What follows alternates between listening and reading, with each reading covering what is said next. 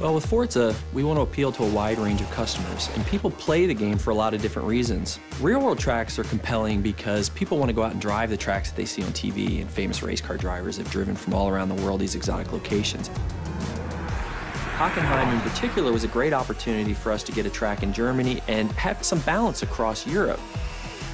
Hockenheim's a great track. It's been in DTM, it's been in lots of great sports car racing as well as other types of racing around the world. It's a really old track.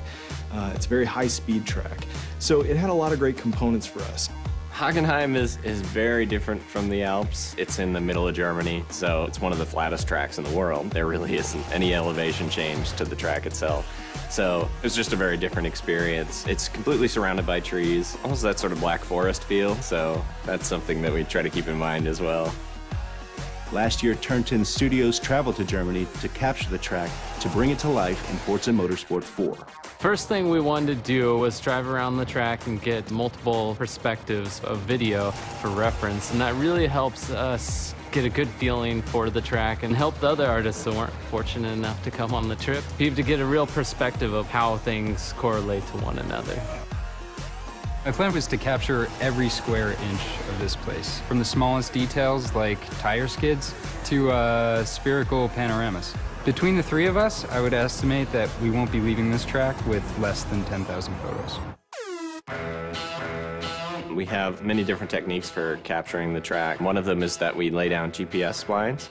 So we'll actually walk or drive around the track with different GPS devices so that we can accurately reproduce the topography and the camber of the track.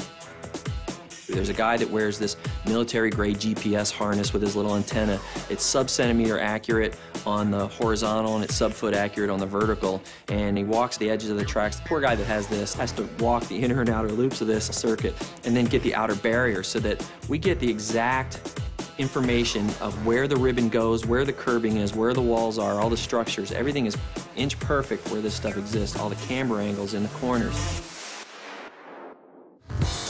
Generally, the process for creating a track tends to be the same for all tracks. There'll be slight differences between real-world and fictional tracks, but the first thing we say is, what is the feel for this track? What are we trying to impart to the player? When it comes to real-world tracks, we want to make them as accurate as possible.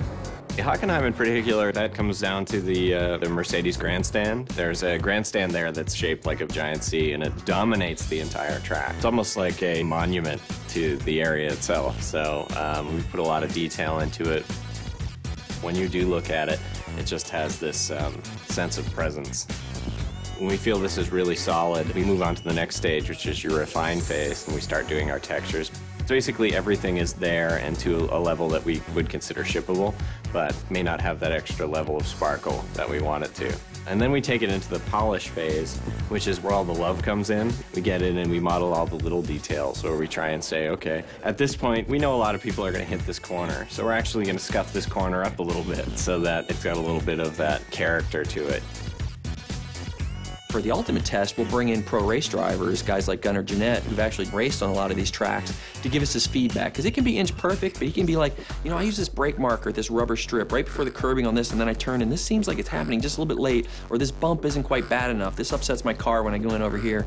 So we go in there and we make sure we get all those little subtleties right as well. So when you're racing a track like Hockenheim in the game, it's going to feel and look just like it does in the real world to real drivers.